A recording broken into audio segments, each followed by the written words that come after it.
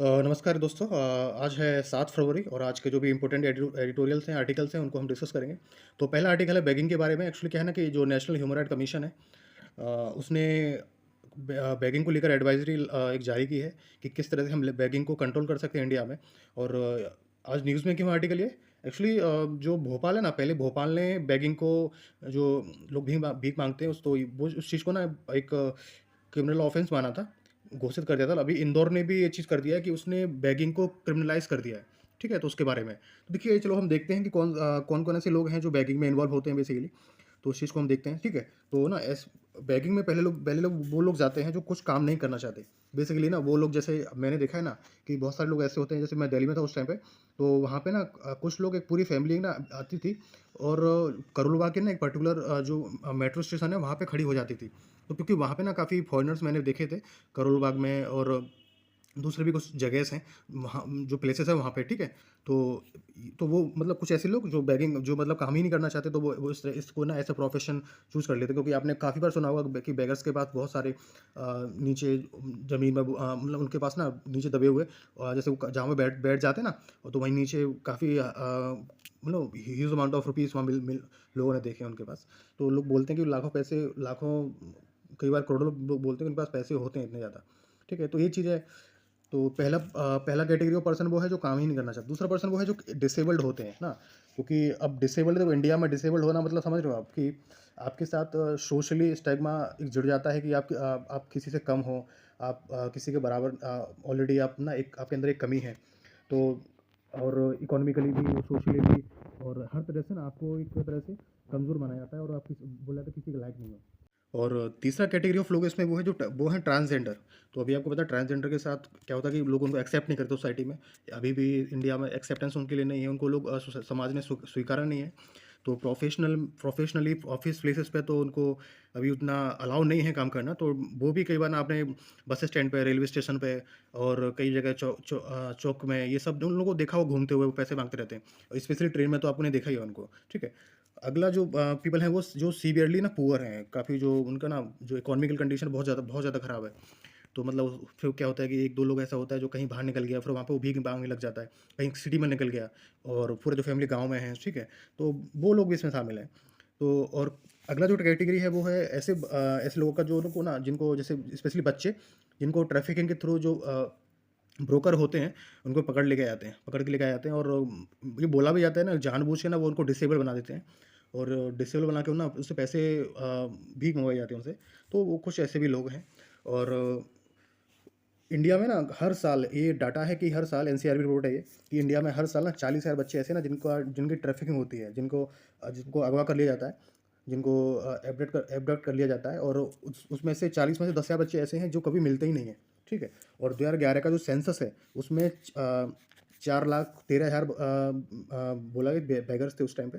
लेकिन अभी बोला जा रहा है ना कि 10 लाख से ज़्यादा बेगर्स हैं, जो नंबर बढ़ गया है। ठीक है? ये चीज़ है। और एक्चुअली क्या है ना कि इससे पहले ना 1959 में एक कानून था बैगिंग, जिसमें ना बैगिंग को क्रिमिनल माना जाता था। बाद में सुप्रीम कोर्ट ने उसको डिक्रिमिनलाइज़ कर दिया था। ठीक है? ये चीज़ है। और बैगिंग मतलब, और ना उस कानून में ना एक एक प्रोविज़न ये भी था कि अगर कोई बैगिंग करते हुए लेते हुए पाया जाता था, तो उसको 3 से 10 साल की सज़ा होती थी। ये चीज़ था।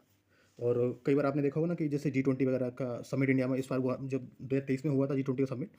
तो उस टाइम पे बेसिकली पिछले साल तो हुआ था, तो आपने देखा था कि G20 समिट में ना, जब जैसे ही बहुत सारी कंट्रीज़ के लोग यहाँ पे जो ऑफिशियल्स हैं, वो आने वाले थे, तो बोला जाता है कि वहाँ प्रगति मैदान के आसपास से ना हज़ारों बैगर्स को ना दूर मतलब भगा दिया गया गया था।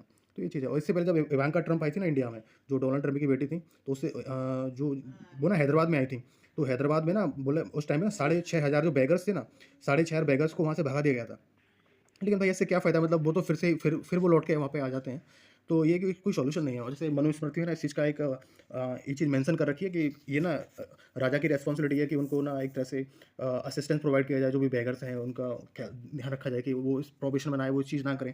और आपने एक्चुअली और आपने देखो पुराने समय में क्या होता था, पहले समय पे जो बेगर्स होते थे, तो इवेंचुअली वो ना एक स्पिरिचुअल डायमेंशन पकड़ लेते थे, कि वो ना भीख मांगने लगे, तो उसको ना एक स्पिरिचुअल डायमेंशन मिल जाती थी कि भाई ये बाबा है या ये कुछ भी है, जैसे जैन में हो, चाहे बौद्ध में हो, बौद्ध चाहे हिंदू में हो। लेकिन अभी क्या हो गया ना कि ये चीज़ अलाउ नहीं है, और जो गव अब इस चीज़ को ना लोग बोलते हैं फेक है, मतलब क्या अपने आगे काम करे। बहुत सारे लोगों को आपने देखा होगा जो बोलते हुए कि भाई ये बंदा बेगिंग में इन्वॉल्व है, भीख माँग रहा है, तो जाए ना अपना काम करे, तो अच्छा खासा भगवान यहाँ दे रखे। तो इस तरह की बातें आपने कभी सुनी होंगी कई बार, ठीक है? तो ये चीज़ है कि अब ये चीज़ ना स्पिरिचुअली लोग इस चीज़ को नहीं मानते हैं। तो अभी एक सोशल इश्यू बन गया है बेसिकली, ठीक है? ये चीज़ है। और ना अभी इसके बाद क्या गवर्नमेंट को क्या-क्या मेजर ले लेनी चाहिए? तो गवर्नमेंट को सीधा बात है भाई कि प्रॉब्लम्स जो भी हैं उसी से मेजर लेने चाहिए। जैसे जो पर्सन डिसेबल्ड है, तो देखिए गवर्नमेंट के मेजर्स ये होने चाहिए कि जो बैगिंग सिंडिकेट होते हैं, जो ग्रुप होते हैं, जो ब्रोकर होते हैं और जो ट्रैफिकिंग करने वाले लोग होते हैं, उनको आइडेंटिफाई करें और उनके अगेंस्ट ना सख्त जो कानून बनाया जाए और एक्शन लिया जाए, ठीक है? और उसके बाद ना बहुत सारे जो कानून बने हैं ना, जैसे लॉ बने हैं डिसेबल्ड के रिगार्डिंग से जुड़े हुए और ट्रांसजेंडर से जुड़े हुए, उनको सही से इम्प्लीमेंट किया जाए और उनको असिस्टेंस प्रोवाइड की जाए, ये भी चीज़ है। बाद में कि ना जो भी जैसे जो पुअर्स लोग हैं ना, पता है भाई कि वो उनकी कंडीशन की वजह से लोग भीख मांग रहे हैं, they are involved in the begging because of their situation. तो क्या ना फिर उनको रिहेबिलिट किया जाए, उनकी प्रॉपर एजुकेशन कराई जाए, जो अगर वो बच्चे हैं तो उनकी प्रॉपर एजुकेशन कराया जाए, उनको खाने की व्यवस्था, रहने की व्यवस्था, शेल्टर हाउस प्रोवाइड किया जाए, ठीक है? अगर उनको कोई किसी भी तरह की कोई बीमारी है, तो भाई उसका भी इलाज किया जाए। अगर उनको बहुत सारे बेगर्स होते हैं ना, उनको नशा करने की आदत होती है, तो भाई उस चीज़ में भी उनको ना हेल्प की जाए। उनको इस कई कई बार ना जो रिहैबिलिटेशन क्या बोलते हैं उनको, जो घर होते हैं ना, वहाँ पे भेजा जाए उनको भाई, या तो ठीक हो गया है। तो ये चीज़ गवर्नमेंट को करनी चाहिए। और अभी क्या है ना कि जैसे मैंने बताया कि एनआरसी ने एनएचआरसी ने जो 8 एरियाज़ ऑफ एक्शन बताए हैं, जैसे जिससे ना जो बैगिंग है उसको कंट्रोल किया जा सकता है इंडिया में। तो पहला उन्होंने बोला है कि आइडेंटिफिकेशन करो हर इंडिविजुअल की, हर बेगर्स की, और उसके बाद ना एक डेटाबेस नेशनल लेवल पे एक डेटाबेस तैयार करो कि भाई वो बेगर्स दिखता कैसा है, तो उसके फिजिकल मेंटल सिचुएशन उसकी क्या है, जो मेंटली वो कैसा है, तो उसके बारे में उसको कोई डिजीज़ है वो कैसा है, हर चीज़ लोकेशन वाइज, तो ठीक है वो एक डेटाबेस तैयार करो, जिससे ना वो पता चल सके कि ये बेगर पहले कहाँ था, अब कहाँ था, अब कहाँ है, ये चीज़ है। फिर दूसरा उनको ना रिहेबिलिटेशन का करना पड़ेगा, जो मतलब पता चल गया भाई कि भाई ये लोग हैं, ये लोग हैं, उनको कैटेगराइज़ करना पड़ेगा कि बैगिंग में किस एज ग्रुप में कोई बंदा है, किस एज ग्रुप में अगर वो बच्चे हैं तो उनको फिर एजुकेशन वो सब चीज़ें प्रोवाइड करनी पड़ेंगी, ठीक है? तो ये चीज़ है। दूसरा गवर्नमेंट को ना जो नेशनल पॉलिसी लानी चाहिए एक बेगर्स को असिस्ट करने के लिए, एक नेशनल पॉलिसी जिससे बेगर्स को ना हेल्प की जाए, उनको हेल्प मिले, सहायता मिले, ठीक है? तो ये चीज़ है। अगला जो इसमें एनएचआरसी ने बोला है मेजर्स लेने के लिए, वो है कि भाई NGO, self help group, civil society organisation है, उनके साथ कोलैबोरेशन करके गवर्नमेंट काम कर सकती है, ठीक है? और हेल्प इस चीज़ को ना रोक सकती है। तो ये चीज़ है। अगला जो चीज़ है वो है फाइनेंशियल असिस्टेंस, कि भाई जो बंदा मान लो जिसको जो पॉवर्टी की वजह से बैगिंग में है, तो भाई गवर्नमेंट बैंकों को बोले भाई कि उनको ना कोलेटरल फ्री लोन दे, बिना कोई चीज़ गिरवी रखे उनको लोन दे दें, जिससे ना उनकी जो फाइनेंशियल कंडीशन है वो थोड़ा बेटर हो जाए और वो इस चीज़ में ना आए, ठीक है? दूसरा चीज़ सोसाइटी को ना, जो लोग हैं सोसाइटी में, उनको अवेयर करना चाहिए कि भाई इस तरह के लोग जो काम नहीं करना चाहते, वो लोग बैगिंग में है, तो उनको आप बैगिंग मत दो, आप उनको भीख मत दो कुछ भी। तो ये चीज़ है। और अगर आप जैसे बच्चे हैं बैगिंग में, तो उनके रिहेबिलिटेशन के लिए, उनके असिस्टेंस के लिए, शेल्टर के लिए, पढ़ाई के लिए, एजुकेशन के लिए, हेल्थ के लिए, सारी चीज़ें गवर्नमेंट को प्रोवाइड करनी पड़ेगी उनको, ठीक है? ये चीज़ है। और फाइनली ये चीज़ है कि भाई जो बंदे है इस ग्रुप में जो काम कर सकते हैं, उनको उनकी स्किलिंग की जाए, उनका स्किल डेवलपमेंट की जाए, जिससे वो लोग आगे से काम करने के लिए तैयार हैं। तो ये चीज़ है। तो ये बैगिंग से रिलेटेड एक टॉपिक था। 3 से 4 बेसिकली चीज़ें हैं कि एनएचआरसी की जो 8 एरियाज़ ऑफ एक्शन है उसके बारे में है, जो एडवाइज़री। दूसरा ये है कि भाई पहले भोपाल में ये चीज़ क्रिमिनलाइज़ थी, अब इंदौर में है। तीसरा ये है कि बैगिंग में कौन से लोग आते हैं, कैटेगरी लोग हैं, तो 4 कैटेगरी लोग थे जो काम नहीं करना चाहते। दूसरा जो डिसेबल और ट्रांसजेंडर है। तीसरा जो सिवियरली पुअर हैं। चौथा जो ट्रैफिकिंग के द्वारा बच्चे जो होते हैं वो लाए जाते हैं, ठीक है? तो ये चीज़ है। उसके बाद गवर्नमेंट को क्या मेजर लेने चाहिए, ठीक है? बैगिंग से रिलेटेड जो सिंडिकेट है उनको आइडेंटिफिकेशन, उनके बारे में जो एक्ट्स हैं, कानून है, उनको सही से इंप्लीमेंट किया जाए, उनका रिहेबिलिटेशन, ये सब चीज़ करनी चाहिए। तो उससे रिलेटेड दूसरा कुछ डाटा था 2011 के सेंसस से, जिसमें पता था कि इंडिया में ना उस टाइम पे 4,13,000 बेगर्स थे, और अभी ऑलमोस्ट उनकी जो संख्या है वो इंक्रीज़ होकर 10 लाख हो गई है, ठीक है? तो ये चीज़ है। अब अगला आर्टिकल हम डिस्कस करते हैं एआई के बारे में इसमें। तो इसमें बोला ये गया है इस टॉपिक में कि जैसे अभी चाइना ने ना डीपसीक करके ना अपना एक पर्सनली फाउंडेशनल एआई मॉडल ना उसको ना प्रोड्यूस कर लिया है, उसको बना लिया है। और ऑलरेडी जो अभी अभी तक क्या था कि अमेरिका की इसमें डोमिनेंस थी, और अभी भी डोमिनेंस अमेरिका की ही है, ठीक है? अमेरिका ने क्या मतलब अमेरिका का जो ओपन एआई है, उसका जो चैट जीपीटी है, तो उसका उसका मतलब पूरा एक तरह से कब्जा है पूरे वर्ल्ड पे एआई के बारे में, एआई के मामले में। तो ये भी चीज़ है। तो अभी ना बोला जा रहा है कि भाई इंडिया को ना अपना भी एक अपना सॉवरेन एक फाउंडेशनल एआई मॉडल तैयार तैयार कर लेना चाहिए, क्योंकि ना कई बार ऐसा होता है कि जैसे यूएसए है, यूएसए ना कई बार यूएसए हो, चाइना हो, कंट्रीज अपनी जो सर्विसेज हैं या अपने जो भी प्रोडक्ट्स हैं उनको देने से मना कर देते हैं। जिससे ना जैसे चिप, जिससे बहुत सारे जो मोबाइल फ़ोन है वो सब बनते हैं, उनमें यूज़ की जाती है। तो ना उसके ऊपर ना बैन लगा रखा है यूएसए ने कई सारी कंट्रीज़ को लेके। ठीक है, तो ये चीज़ है, यूएसए कभी भी कर सकता है कि वो बोल दे भाई कल से कि हम लोग अपना हमारा जो ओपन एआई का जो चैट जीपीटी है, इंडिया उस कल से उसको यूज़ नहीं करेगा, तो वो कभी भी उसको बोल सकता है। ठीक है, तो ये चीज़ है। तो इंडिया को भी अपना एक सॉवरेन फाउंडेशनल एआई मॉडल तैयार कर लेना चाहिए, बना लेना चाहिए। तो ये राइटर बोल रहे हैं। ठीक है, तो उसको क्या बोले, हम बोलेंगे इंडिया एआई मिशन। तो एक्चुअली क्या है ना, इंडिया ने ना एक इंडिया एआई मिशन भी लॉन्च कर रखा है ऑलरेडी। ठीक है, कर दिया है। और उसमें क्या है ना, मतलब सरकार ने बोला है कि जो एक ग्राफिक्स प्रोसेसिंग यूनिट जो होती है, जिसका यूज़ किया जाता है एआई बनाने में, चैट जीपीटी में। ठीक है, तो उस ग्राफिक्स प्रोसेसिंग यूनिट का ना जो क्लस्टर होते हैं, उनको ना स्टार्टअप्स को ना सब्सिडाइज रेट पे बेच देना चाहिए, सब्सिडाइज रेट पे उनको प्रोवाइड करा देना चाहिए, किसको, स्टार्टअप्स को, जिससे ना वो एक कॉम्पिटेटिव वे में एक अच्छा एक एआई मॉडल तैयार कर सके इंडिया के लिए। ठीक है, तो पूरा मतलब बात यही है इसमें, इतना ही मतलब एक चीज़ है जो आप जानने के लिए इस टॉपिक में, इस आर्टिकल में, बाकी ज़्यादा कुछ नहीं है इसमें। ठीक है, तो ये आर्टिकल हम यहीं फिनिश करते हैं। अगला जो हम आर्टिकल डिस्कस करेंगे वो करेंगे डिपोर्टेशन ऑफ इंडिया के, डिपोर्टेशन ऑफ इंडियंस। क्योंकि कई अब 2 दिन से हम लोग इसके बारे में पढ़ रहे हैं, और आपने देखा है कि जो 100, अब जैसे पहले दिन हमने पढ़ा था कि भाई 200 लोग ने इंडिया में यूएसए से आए हैं, जो एज जो अमेरिका में ना इलीगल इमिग्रेंट्स बन के रह रहे थे अभी तक। तो उसके डिपोर्टेशन के बारे में बेसिकली तो ये चीज़ है। और अभी बेसिकली हुआ क्या है ना कि और उसके बाद देखा था हमने कि 100 लोग हैं ऐसे जो वहाँ से आए थे। ठीक है, जो वहाँ से मतलब एक्चुअली जो डेटा था वो ना गलत था, 200 लोगों का। कल बताया था 100 थे, आज बोल रहे हैं भाई कि 104 कन्फर्म, मतलब 104 बंदे थे जो अमेरिका से आए हैं, जो एक और उनको ना एक अच्छी कंडीशन में नहीं लाया गया इंडिया में। एक तो मिलिट्री चॉपर में लेके आया गया उनको। ठीक है, दूसरा उनको वो 40 घंटे की उनकी पूरी ट्रैवलिंग थी, और उसमें ना उनको कोई भी खाना नहीं प्रोवाइड किया गया, वॉशरूम तक यूज़ नहीं करने दिया, वॉशरूम वगैरह, बाथरूम वगैरह के लिए। ठीक है, और उनके जो हाथ थे वो बंधे हुए थे। ठीक है, हैंड कप थे, उनके जो पैर थे वो चैन से बंधे हुए थे।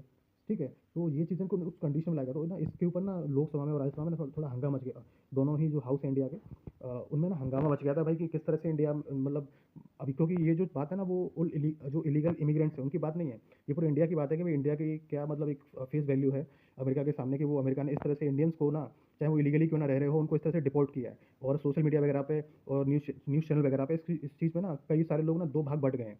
कुछ लोग बोल रहे हैं भाई कि वो जो लोग वहाँ पे रह रहे थे उनके साथ ऐसे ही होना चाहिए था, वो लोग वहाँ पे क्यों गए, उनको नहीं जाना चाहिए था। तो भाई देखो, ऐसा भी नहीं है भाई, वो लोग वहाँ पे गए थे तो उस चीज़ की उसके कुछ रीज़न भी हैं। ठीक है, और उसमें कुछ ना जैसे और कुछ लोग बोल रहे हैं कि भाई कि उनके साथ गलत हुआ, मतलब ऐसा नहीं करना चाहिए था यूएसए को। एक प्रॉपर एक पॉलिसी होनी चाहिए, जो लोगों को जो इलीगल माइग्रेंट्स होते हैं, किसी भी कंट्री में रह रहे होते हैं, तो उनकी जो ओरिजिन कंट्री होती है वहाँ पे उनको कैसे डिपोर्ट किया जाए।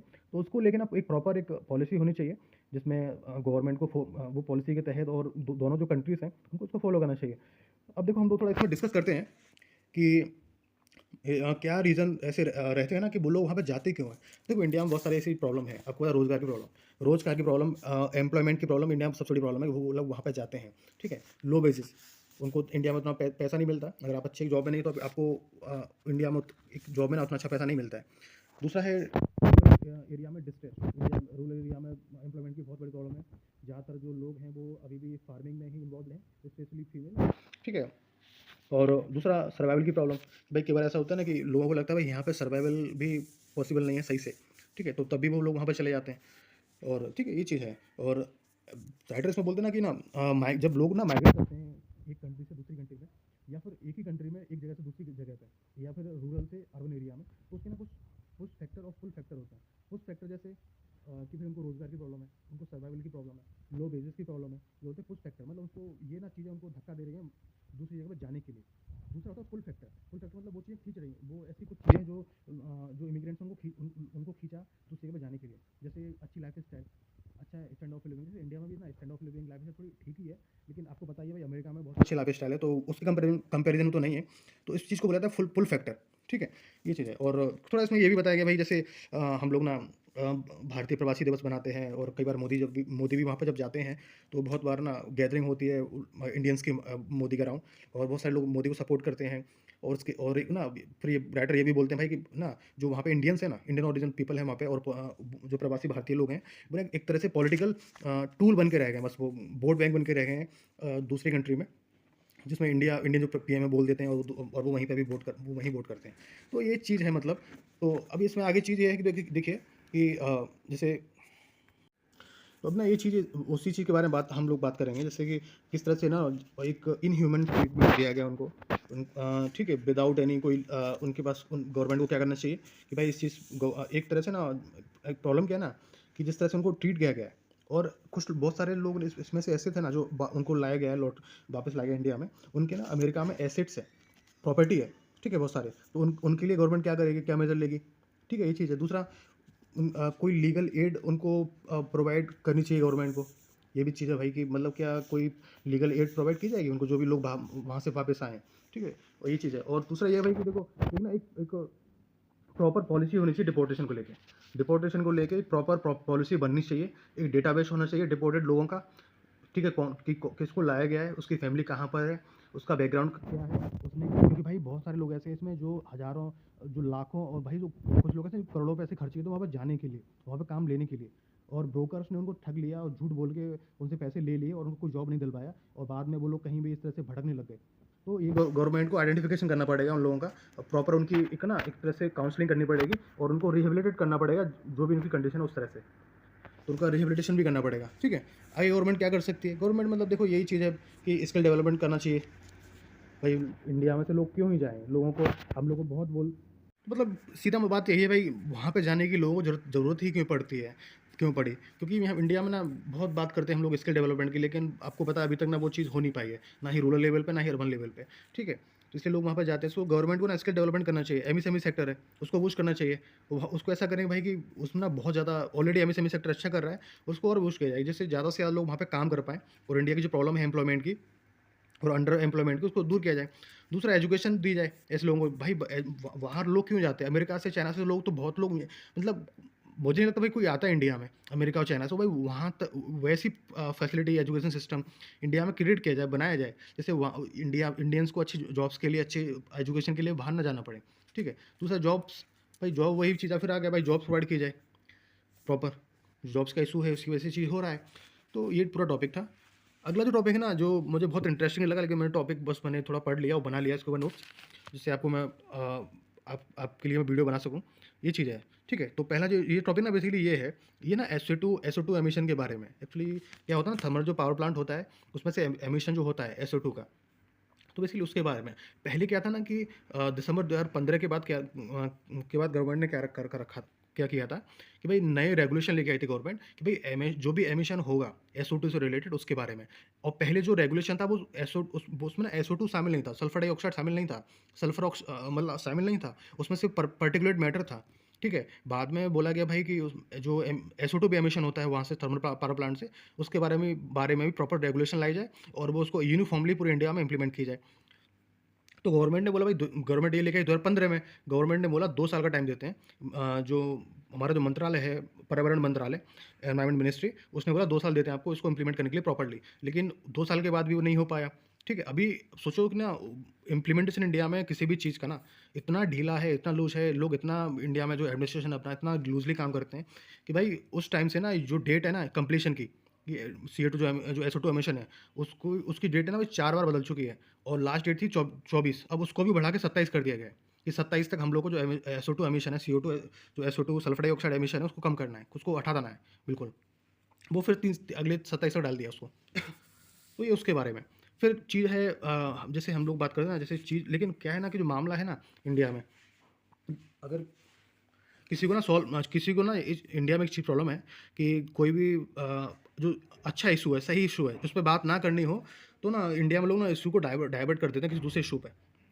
जैसे बात SO2 की हो रही थी, लेकिन लोगों ने डाइवर्ट कर दिया भाई कि जो इंडियन कोल है, जो इंडियन कोयला है, इंडिया में जो कोयला मिलता है, उसमें जो उसमें सल्फर का जो कंटेंट है वो ऑलरेडी बहुत कम होता है, ठीक है। सल्फर का कंटेंट ऑलरेडी बहुत कम होता है, ठीक है। फिर क्या ना, एक बात की जा रही है एक फ्लू गैस डीसल्फराइजेशन टेक्नोलॉजी के बारे में, FGD। तो बेसिकली क्या होता है ना कि जो ये जो फ्लू गैस डीसल्फराइजेशन टेक्नोलॉजी है, इसमें क्या होता है, जैसे कोई चिमनी होती है ना, तो उसके ऊपर एक इस तरह से इक्विपमेंट लगा दिया जाएगा, कोई भी ऐसा कोई मशीन लगा दी जाएगी, चीज़ लगा दी जाएगी, उसमें से जो SO2 का जो सल्फर का एमिशन है वो होगा ही नहीं, सल्फ़र मतलब ऊपर उड़ेगा ही नहीं, जाएगा नहीं एटमॉस्फेयर में, ठीक है? हवा में जाएगा नहीं वो, ये चीज़ होती है।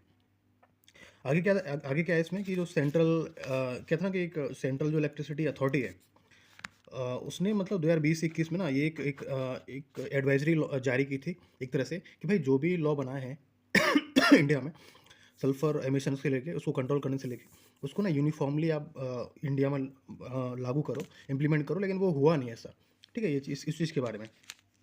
फिर आईआईटी दिल्ली ने बोला कि भाई ये जो टेक्नोलॉजी है ना डीसल्फराइजेशन वाली, फ्लू गैस डीसल्फराइजेशन टेक्नोलॉजी ना एक एक्सपेंसिव टेक्नोलॉजी है।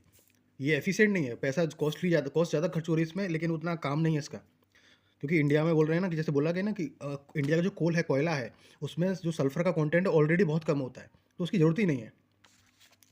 फिर नीति आयोग ने ना एक जो ये जो काम है ना, ये काम दिया था council of scientific and industrial research को। तो उसने बोला भाई इंडिया में SO2 के ऊपर इतना काम क्यों कर रहे हो? आप इस चीज़ के लिए काम क्यों कर रहे हो? क्योंकि इंडिया में जो प्रॉब्लम है वो पर्टिकुलर मैटर की है, वो SO2 की प्रॉब्लम नहीं है। तो इस चीज़ से रिलेटेड मतलब बहुत अच्छा कोई आर्टिकल नहीं है, मतलब मैं आपको बोलूँगा, क्योंकि इस तरह की चीज़ें ना तो यूपीएससी कोई पूछता है, ना कोई दूसरे अदर एग्जाम में पूछा जाता है। बस यही है ना, आप इसमें थोड़ा-सा आप थोड़ा-सा चीज़ें आप नोट कर सकते हो इस चीज़ के बारे में कि क्या बोलते हैं कि फ्लू गैस डिसल्फ्राइजेशन टेक्नोलॉजी किसमें यूज़ होती है, किसके लिए है। और ये चीज़ आपको एक फैक्ट ये मिलेगा भाई कि इंडियन जो कोयला है उसमें जो सल्फर कंटेंट है वो कम होता है इन कंपैरिजन काफ़ी हद तक, ठीक है? इस चीज़ के बारे में तो ये ऑडिट मतलब तो यहीं पे जो एडिटोरियल है यहीं खत्म होता है ये। अब मैं आपसे कुछ न्यूज़ डिस्कस करूँगा और कुछ न्यूज़ है जो इंपॉर्टेंट है एग्जाम के लिए। जैसे पहला न्यूज़ ना उसी के बारे में, इमिग्रेंट्स के बारे में, जिन इंडियन इमिग्रेंट्स को ना डिपोर्ट किया गया इंडिया में, उसके बारे में। तो बस वही उनके बारे में बात की है कि उनको किस तरह से मिसट्रीट किया गया, उनको टॉयलेट्स और खाना वगैरह नहीं, टॉयलेट्स वगैरह यूज़ नहीं करने दिया, खाना वगैरह तक नहीं खाने दिया 40 घंटे तक, ठीक है? 40 घंटे तक उनको हैंडकफ रखा गया, हाथ बांध के रखे गए, पैर पैर में चेन डाली गई थी। तो जो बेसिक ह्यूमन राइट्स थे उसका भी ख्याल नहीं रखा गया। तो ये भी जो न्यूज़ है उसी के बारे में। तो उसकी वजह से जो लोकसभा है और राज्यसभा में दोनों ही जो अपने हाउसेस उसमें हंगामा हुआ। फिर हमारे जो एक्सटर्नल अफेयर मिनिस्टर हैं तो विदेश मंत्री एक तरह से जयशंकर प्रसाद, उन्होंने बोला भाई कि देखिए ये ना जो चीज़ है वो नई नहीं है। ये चीज़ 2009 से ऑलरेडी हो रही है। इंडियन जो इमिग्रेंट्स हैं और इलीगली वो कहीं अगर रह रहे हैं, मतलब इंडिया के जो लोग हैं ना, वो अगर इलीगली कहीं भी रह रहे हैं तो उनको उस तरह से डिपोर्ट किया जा रहा है।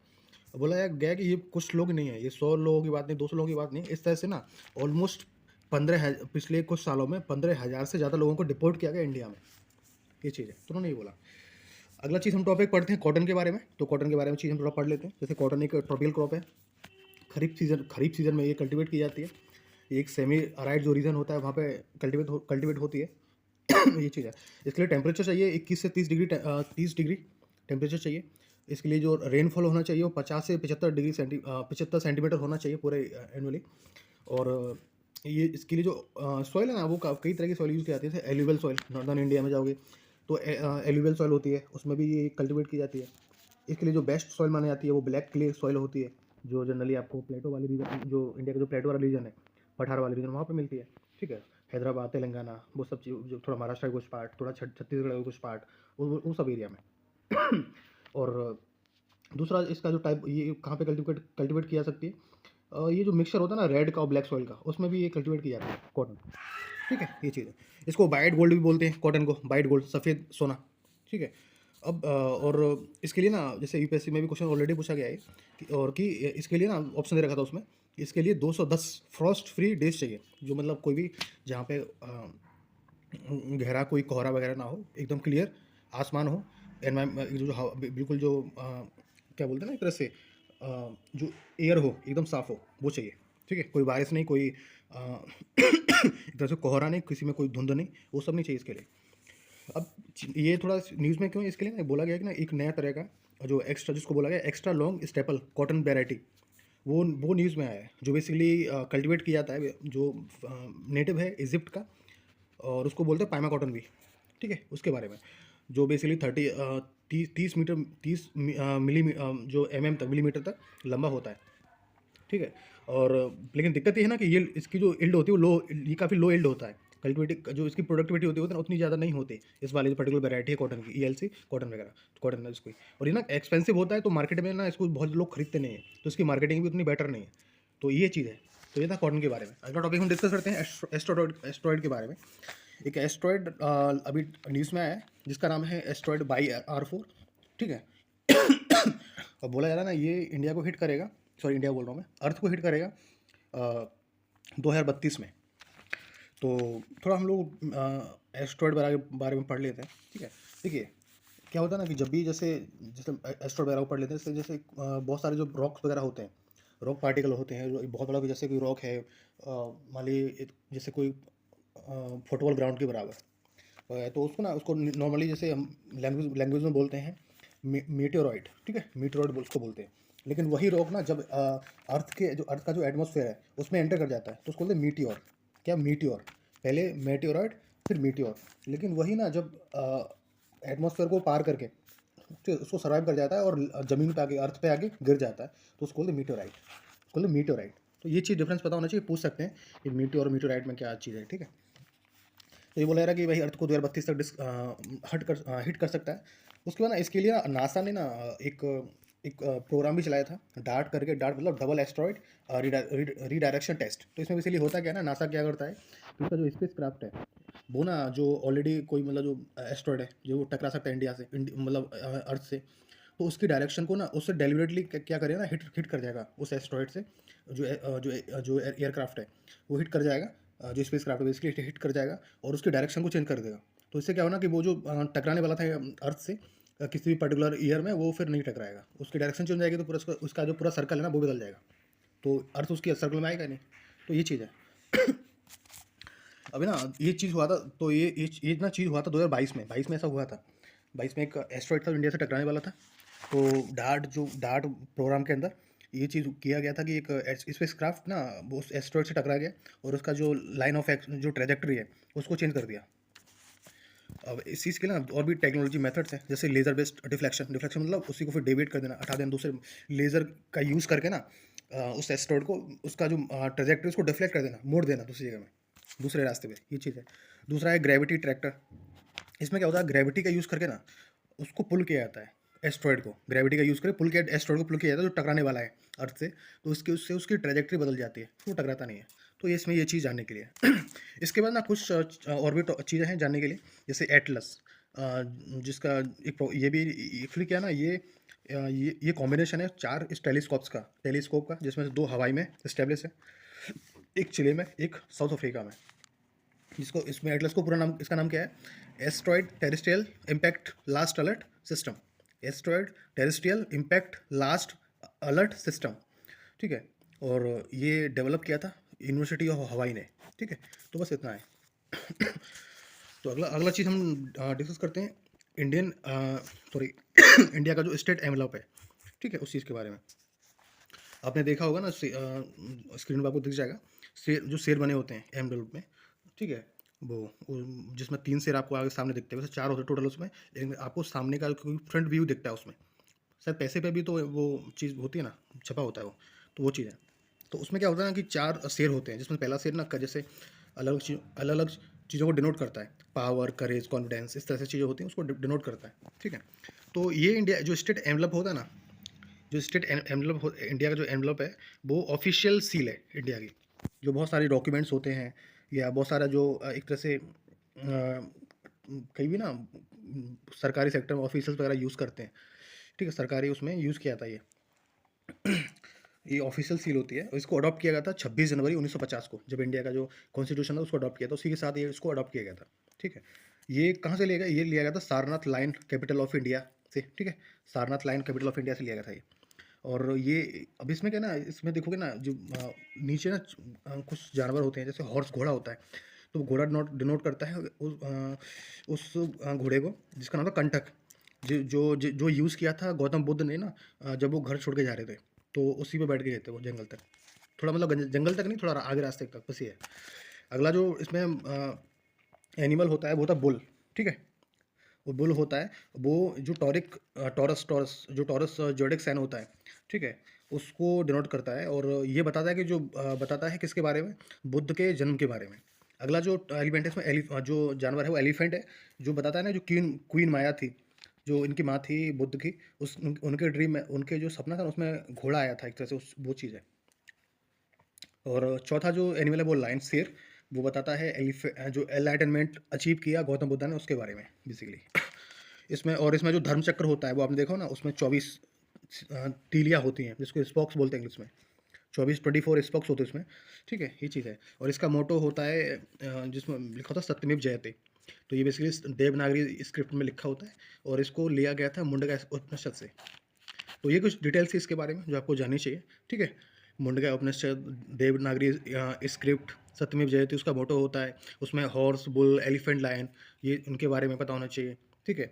और ऑफिशियल सील होती है ये, इसको अडॉप्ट किया था 26 जनवरी 1950 को सारनाथ लाइन जो कैपिटल है ऑफ इंडिया की उस वहाँ से, ठीक है? जो लाइन कैपिटल ऑफ इंडिया है सारनाथ, ठीक है? वहाँ से जो गुजरात में बेसिकली। तो बस यही हम लोग अपना डिस्कशन खत्म करते हैं। So thank you. और कुछ ना समझ में आए तो कमेंट कीजिए और वीडियो वीडियो को लाइक कीजिए और चैनल को सब्सक्राइब कीजिए। Thank you.